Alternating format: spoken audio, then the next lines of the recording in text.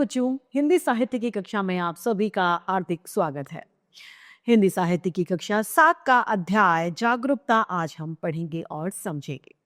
हिंदी साहित्य हमें सिर्फ बोलना ही नहीं, यानी हमें सिर्फ भाषा ही नहीं सिखाता, अपितु जीवन जीने की कला और उसके महत्वों से भी हमें अवगत कराता है। तो आइए इस अध्याय को बिना किसी देरी के प्रारंभ करते हैं। यह है हमारा अध्याय 5, जागरूकता।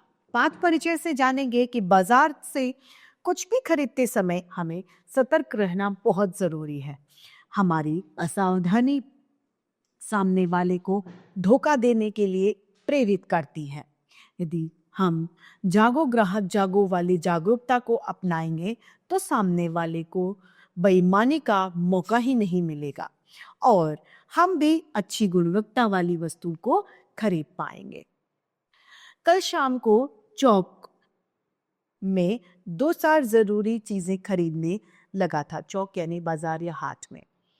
पंजाब मावा फरोशों की दुकानें रास्ते में ही पड़ती हैं।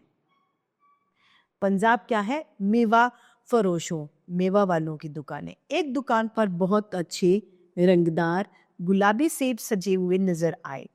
जी ललचा उठा।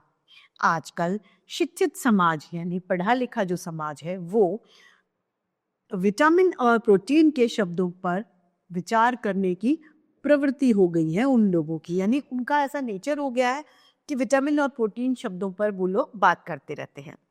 टमाटर को पहले कोई मुफ्त में भी न पूछता था। अब टमाटर भोजन का आवश्यक अंग बन गया है। गाजर भी पहले गरीबों के पेट भरने की चीज हुआ करती थी। अब अमीर लोग तो उसका हलवा ही खाते थे, मगर अब पता चला कि गाजर में भी बहुत विटामिन है, इसीलिए गाजर को भी मेजों पर स्थान मिलने लगा, यानी गाजर का भी अब सैलेड वगैरह मिलने लगा है जो टेबल पर सजाया जाता है।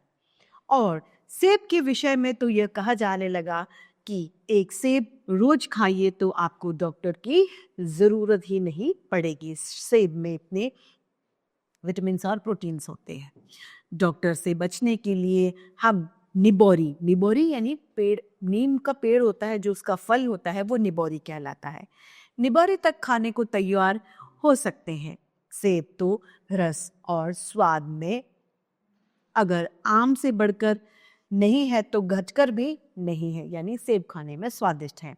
हाँ, बनारस के लंगड़े और लखनऊ के दशहरी और मुंबई के अल्फासों में दूसरी बात है, यानी ये आमों की प्रकृति है। लंगड़ा आम की एक प्रकृति है, दशहरी और अल्फांसो।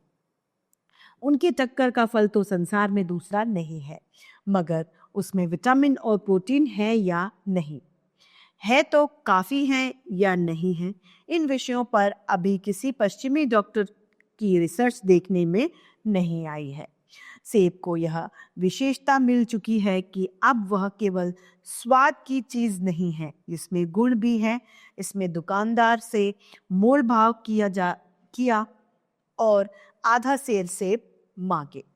दुकानदार ने कहा, बाबूजी बड़े मजेदार सेब हैं, खास कश्मीर के, आप ले जाएं, खाकर तबीयत खुश हो जाएगी। दुकानदार सेब की विशेषता बताता है। मैंने रुमाल निकालकर उसे देते हुए कहा, चुन चुन कर रखना। दुकानदार ने तराजू उठाई और अपने नौकर से बोला, आधा सेब कश्मीर सेब निकाल ला, चुन कर लाना।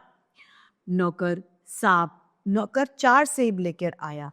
दुकानदार ने तोला, एक लिफाफे में उन्हें रखा और रुमाल में बांधकर मुझे दे दिया। मैंने 4 आने उसके हाथ में रखे। घर आकर लिफाफा ज्यों का त्यों रख दिया।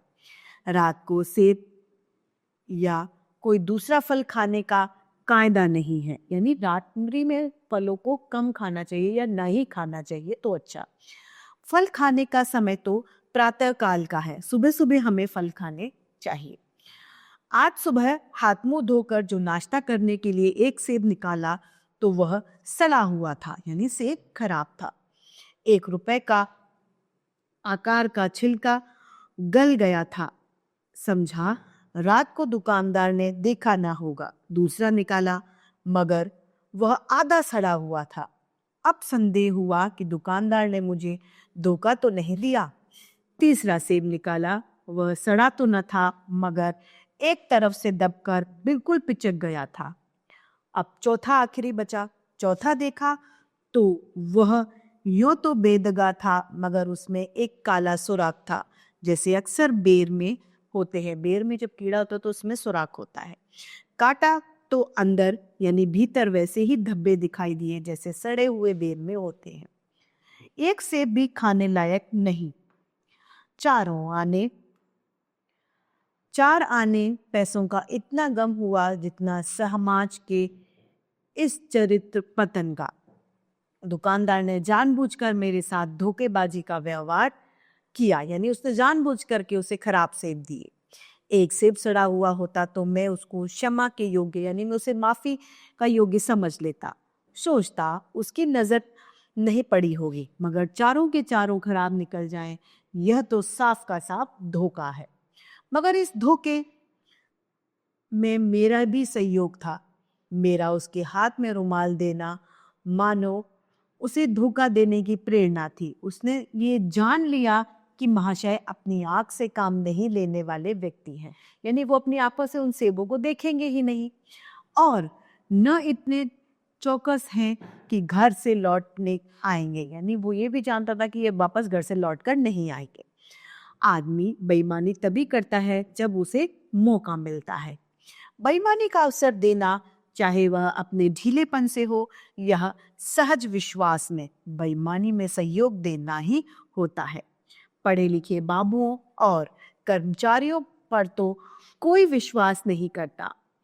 किसी थाने, कचहरी या म्युनिसिपैलिटी में चले जाइए, आपकी ऐसी दुर्गति यानी बुरी गति होगी कि आप बड़े से बड़ा नुकसान यानी हानि उठाकर भी उधर नहीं जाएंगे।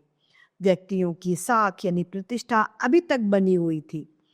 यो तोल में चाहे छटांक आधा छटांक कम कर लें, लेकिन आप उन्हें 5 की जगह भूल से भी 10 का नोट दे आते थे तो आपको घबराने की कोई जरूरत न थी।